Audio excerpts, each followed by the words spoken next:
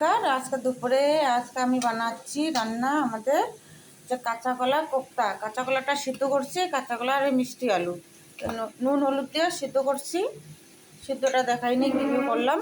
আর এই যে কাঁচা কলার এটা বার করে নিব, আর এটা আমি বাটা করব কাঁচা কলার খোসাটা।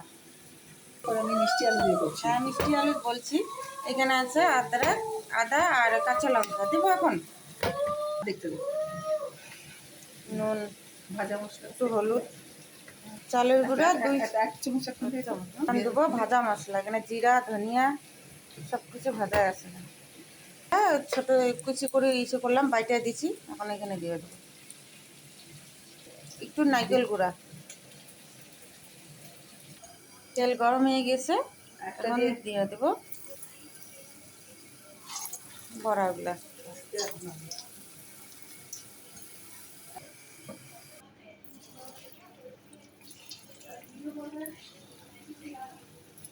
এগুলার কোপ্তার মশলা বানাচ্ছি এখানে। এটা হচ্ছে ধনিয়া গুঁড়া, জিরা পাউডার, 1 চামচ লঙ্কার গুঁড়া, একটু আদরক আর একটা টমেটো দেবো, সব একসঙ্গে বেটে নেবো।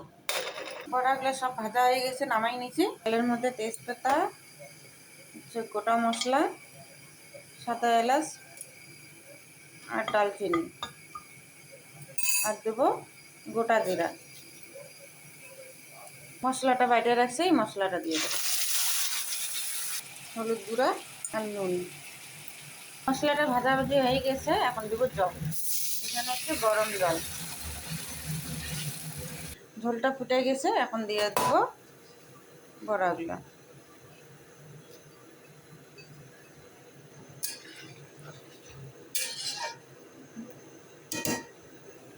এখন গরম মশলা দিয়ে ঘি দিয়ে নামাই নেবো। এটা কাঁচা কলা কোপ্তা তো বেশিক্ষণে রাখবো না, নাতেন ভাঙিয়ে যাবে। একদম নরম হয়ে গেছে।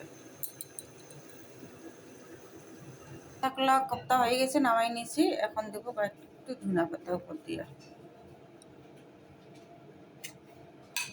কেমন লাগলো কাঁচা কলা কোপ্তা? ভালো লাগলে লাইক করো, ফলো করো। Bye bye.